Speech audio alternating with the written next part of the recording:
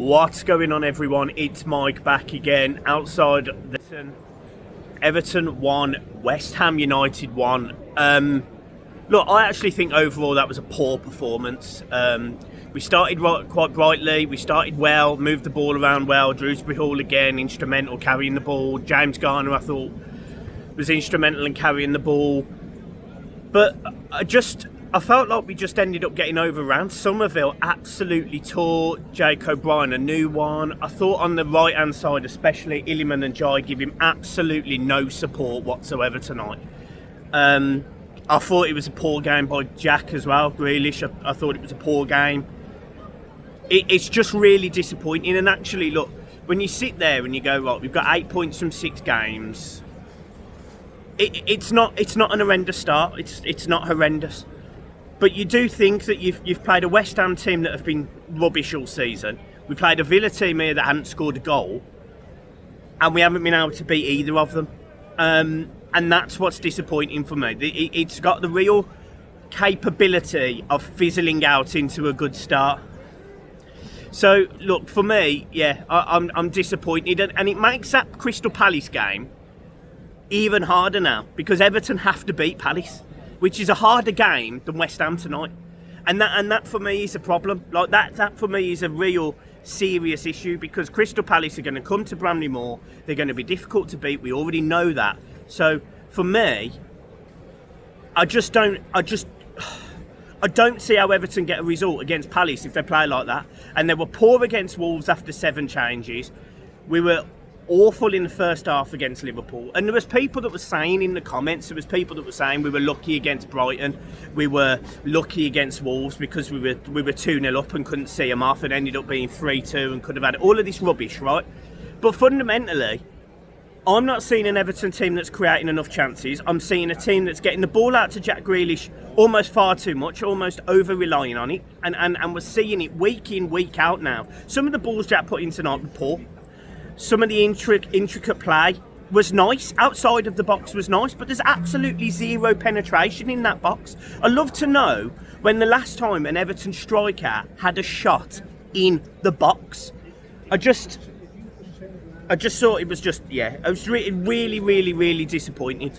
Really disappointed. You know, how do you go up against teams like Wolves, West Ham, and a poor Villa team at the time, and not get a win out of any of them? You know, when we were meant to be in this great run of form, and we were being really positive and on the front foot and playing good football, and yeah, I'm struggling to see it now. I'm struggling to see it. I struggle to see it there. We're getting over dependent on Jack, which is fine when Jack's playing well, but he didn't have a good game tonight. Not at all. And I think he'd be the first one to admit that.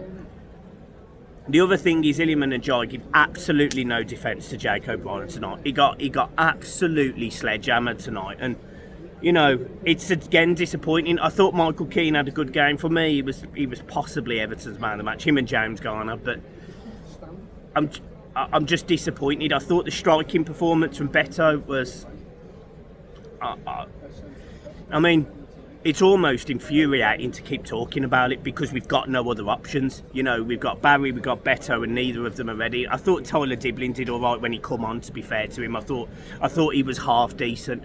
You know, caused problems, tried to carry the ball well.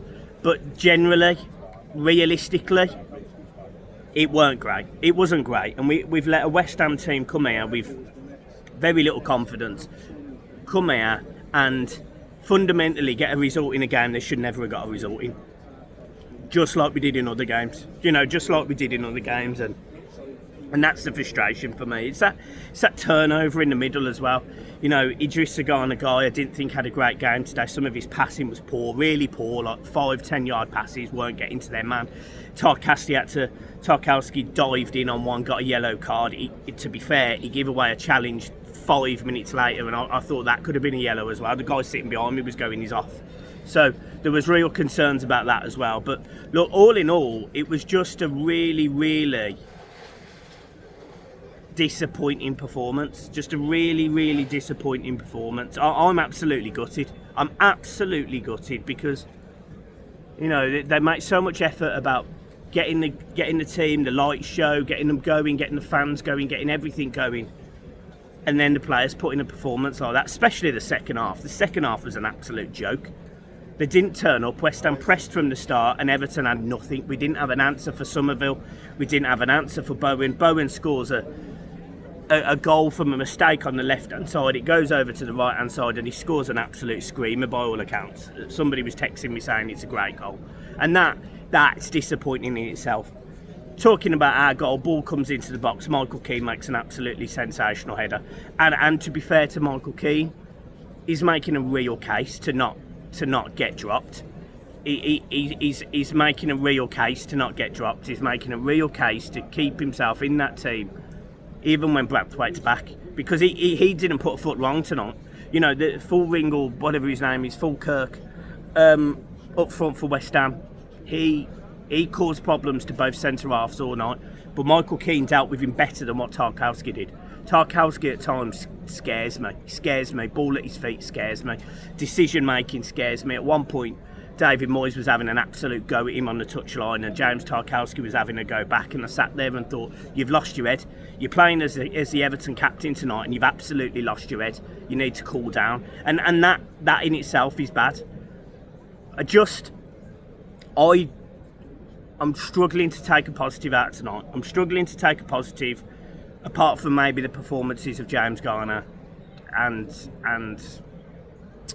Michael Keane. By the looks of it, we've lost Shrewsbury Hall. I think that was his 5th yellow card. I don't think it was a yellow card. I thought the ref had a poor game again. But I think he's got a yellow card, so we'll miss the Palace game.